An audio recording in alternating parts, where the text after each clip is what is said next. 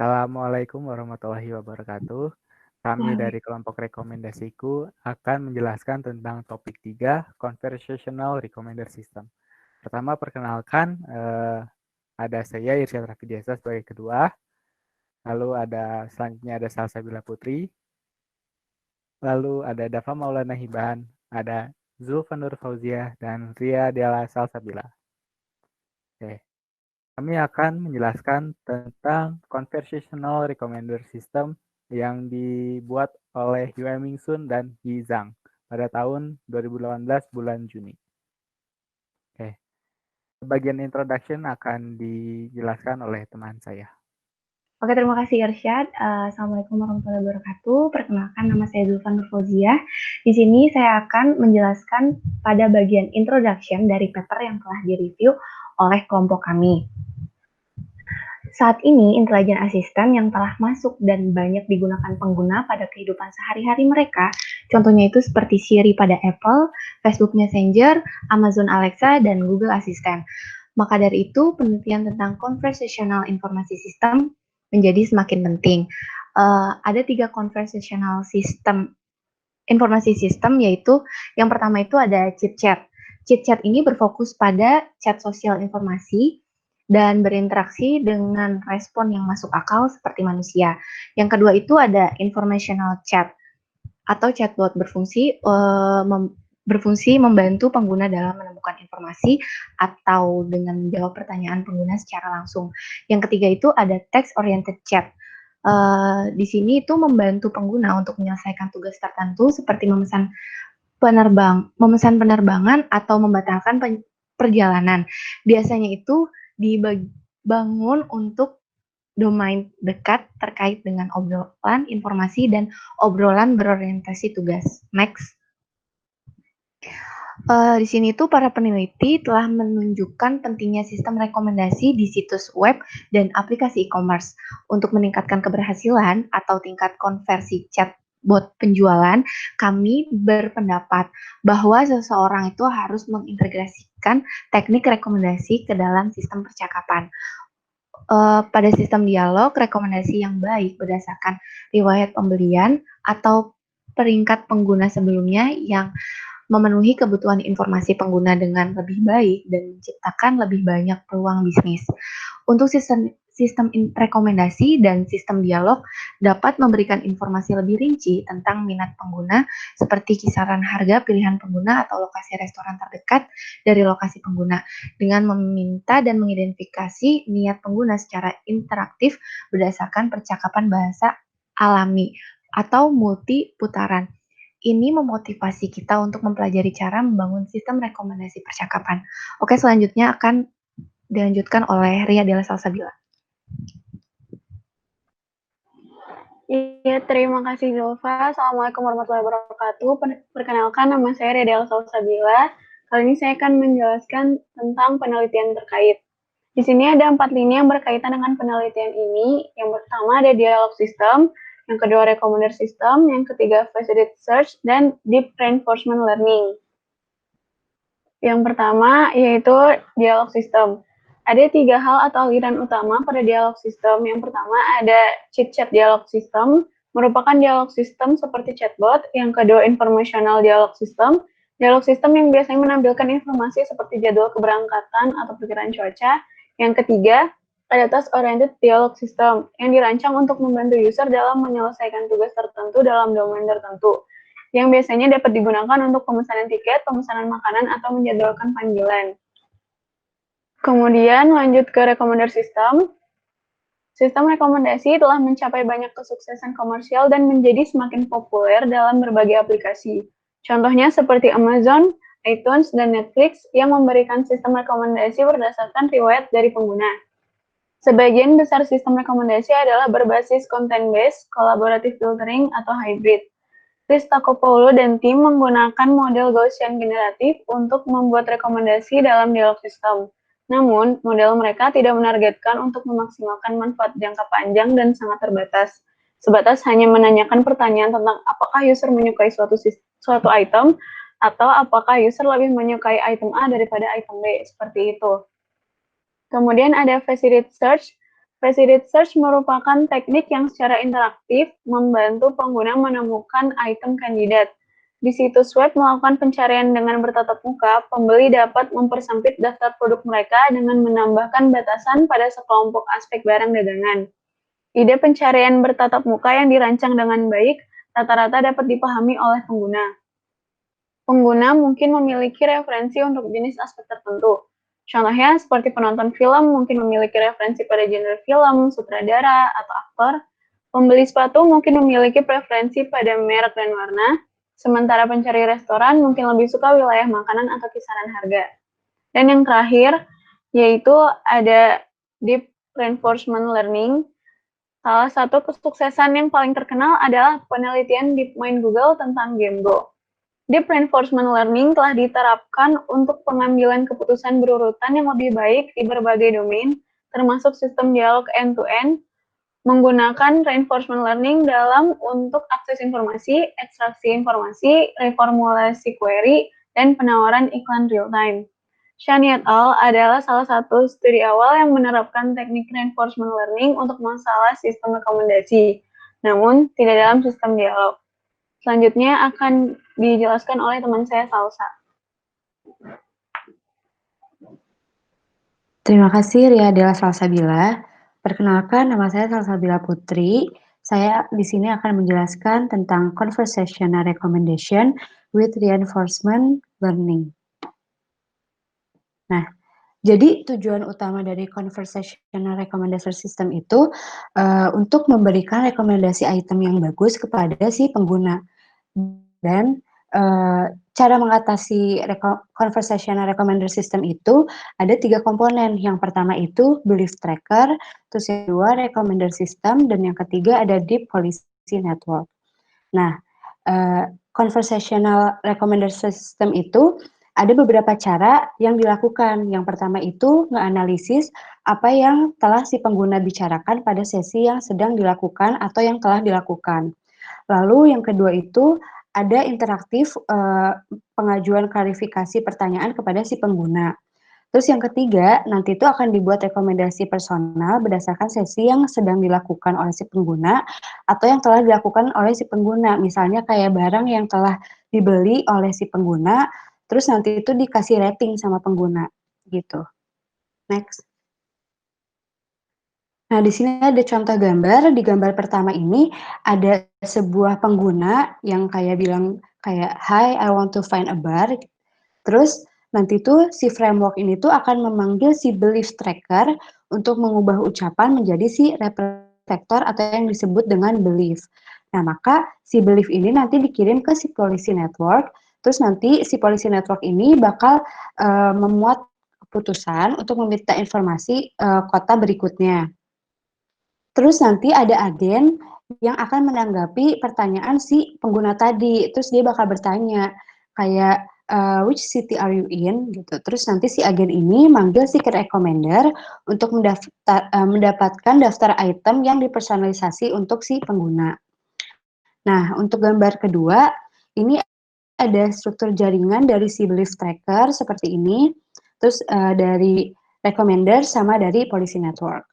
Nah, selanjutnya akan dijelaskan oleh teman saya, Irsyad Rafli. Oke, terima kasih Salsa. Selanjutnya saya akan menjelaskan eksperimental setup. Nah, pada paper ini eksperimental setup akan dilaksanakan 2 cara, yaitu pertama offline dan yang kedua online. Nah, untuk pengguna simulasi ini akan dibuat berdasarkan mesin yang telah dirancang sebelumnya. Yang kedua merupakan eksperimen online yang nantinya akan dilaksanakan dengan menggunakan pengguna asli secara langsung gitu. Nah, lalu setup yang kedua adalah penggunaan dataset. Nah, dataset yang diusulkan ini mengadaptasi data restoran dan makanan dari Yelp Challenge Recommendation Dataset. Nah, dataset ini dipilih berdasarkan 5 atribut yang ada pada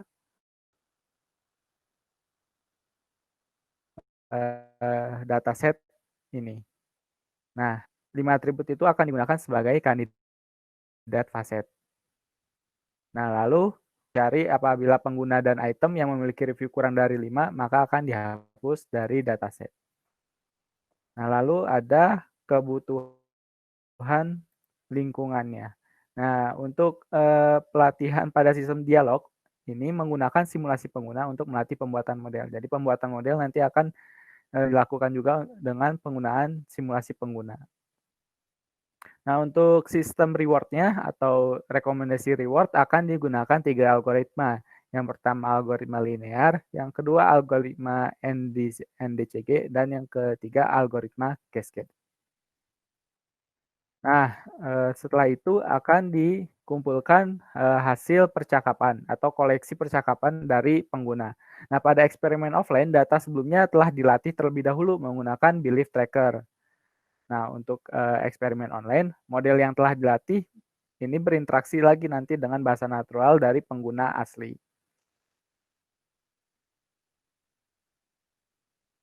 Setelah itu akan dibuat baseline-nya. Nah, baseline ini digunakan untuk mengevaluasi entropi maksimum sebagai baseline-nya. Nah, metode ini mengkomputasi nilai entropi dari tiap faset yang tidak kita ketahui. Nah, meskipun metode ini rakus, namun metode ini mengikuti aturan berdasarkan polisi berbasis baseline yang telah kita buat. Nah, untuk evaluasi kita akan menggunakan 2 algoritma, yaitu average reward dari tiap algoritma yang tadi telah kita gunakan dan success rate dari ketiga algoritma yang telah kita umumkan sebelumnya, yaitu linear, NDCG, dan cascade. Nah, selanjutnya akan dijelaskan hasil eksperimennya oleh teman saya. Saya Dava, saya akan menjelaskan tentang hasil eksperimen dari paper ini. Eksperimen evaluasi model terbagi menjadi 2, yaitu offline eksperimen dan online user study. Next. Max and full atau baseline didapatkan dengan menjalankan beberapa metode max and untuk setiap nilai K dari 1 sampai dengan 5 dan menemukan bahwa reward meningkat saat K meningkat. Namun dalam kumpulan data yang digunakan, tampaknya K sama dengan 5 adalah pilihan terbaik, yaitu tadi max and full. Hasil CRM dihasilkan dengan melatih agen reinforcement learning selama 20 kali percobaan dan memilih model terbaik, lalu dilanjutkan mengevaluasi set pengujian. Bisa dilihat pada tabel 4, CRM bisa mendapatkan average reward yang lebih tinggi dalam average turn yang lebih sedikit. Ini dikarenakan max and full selalu menanyakan segi satu persatu, sampai semua segi ditanyakan. Namun CRM belajar bahwa terkadang lebih baik membuat rekomendasi dengan segera. Pengguna dapat dengan mudah bosan jika mereka harus memberikan nilai untuk semua aspek sebelum melihat rekomendasi apapun. CRM juga mendapatkan tingkat keberhasilan yang lebih tinggi. Ini juga dikaitkan dengan fakta bahwa agen RL memiliki putaran yang lebih pendek. Ini mengurangi frekuensi pemanggilan modul belief tracker. Karena ketidaksempurnaan modul belief tracker, lebih banyak panggilan akan mengakumulasi lebih banyak kesalahan, sehingga akurasi pemahaman yang lebih rendah. Dengan kata lain, CRM mengurangi kemungkinan kesalahpahaman yang disebabkan oleh belief tracker. Untuk mengeksplorasi dampak RP, peneliti menjalankan eksperimen dengan NDCG dan cascade, seperti yang dibahas di bagian 4 tadi, bagian eksperimental setup.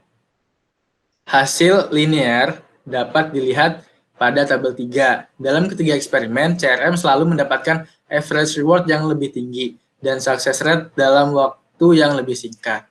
Linear dan NDCG mengasumsikan pengguna memeriksa setiap item hingga ambang K, sedangkan Cascade mengasumsikan bahwa pengguna dapat keluar kapan saja. Peneliti juga mengamati bahwa reward linear lebih tinggi dari 2 lainnya. Hasil percobaan mencerminkan bahwa CRM dapat secara konsisten mengungguli metode max and full dalam setting yang berbeda. Next. Pada gambar 3 ditunjukkan bahwa keakuratan belief tracker memiliki dampak penting. average reward dan success rate meningkat saat kesalahan belief tracker berkurang. Average length, max and full berkurang sedikit seiring bertambahnya akurasi. Sementara average length CRM tidak menunjukkan hubungan yang jelas dengan kinerja belief tracker. Untuk semua kasus, CRM lebih baik daripada max and full, terutama ketika kinerja belief tracker buruk. Ini mencerminkan kekuatan model reinforcement learning. Next. Untuk mempelajari efek dari lingkungan simulasi, peneliti memvariasikan dua faktor utama, yaitu maksimum success reward C dan recommendation least top threshold. Hasilnya ditunjukkan pada gambar 4. Terjadi peningkatan untuk average reward dan success rate seiring dengan pertumbuhan nilai C atau peningkatan threshold. Dalam semua kasus, CRM mengungguli max and full. Next. Pada online user study ini, peneliti mengevaluasi lebih lanjut model dengan eksperimen secara online dan menyajikan hasil kuantitatif. User yang ideal adalah user yang benar-benar mengunjungi sejumlah restoran dan ingin mengobrol dengan agen yang sudah dibuat oleh peneliti untuk menginformasikan minatnya saat ini tentang suatu target. Peneliti berhasil mengumpulkan 208 dialog dengan 104 dialog untuk setiap metode. Linear recommendation reward digunakan pada online user study ini. Peneliti menetapkan nilai C sebesar 40 dan ambang batas berhenti ke 30. Dialog hanya berhasil jika user benar-benar menemukan restoran target dari daftar rekomendasi. Hasil ditunjukkan pada tabel 5, menunjukkan bahwa CRM secara umum lebih baik dengan reward yang lebih tinggi sebesar 0,7371. Perhatikan bahwa average reward dan success rate lebih rendah daripada percobaan offline, yang menunjukkan bahwa pengaturan online sebenarnya lebih rumit daripada pengaturan offline. CRM mencapai tingkat keberhasilan yang lebih tinggi sebesar 28,846%, yang menunjukkan bahwa CRM dapat membantu pengguna yang sebenarnya untuk menemukan item target dengan lebih baik. CRM memiliki putaran yang lebih pendek 3,79 dibandingkan dengan 4,58 dari max and full. Ini sejalan dengan eksperimen offline, karena CRM tidak mengumpulkan semua aspek sebelum membuat rekomendasi. Dari hasil eksperimen yang sudah saya sebutkan tadi, agen mengambil tindakan dan menyajikan informasi untuk mengoptimalkan tindakan dan menyajikan informasi untuk mengoptimalkan reward jangka panjang seperti success rate yang lebih tinggi, putaran yang lebih sedikit, atau reward yang tertunda. Agen dialog dapat mempelajari tindakan mana yang memaksimalkan reward berbasis sesi di setiap langkah dengan reinforcement learning. Ia belajar untuk mengumpulkan nilai-nilai facet sesuai kebutuhan dan membuat rekomendasi secara langsung pada saat yang tepat.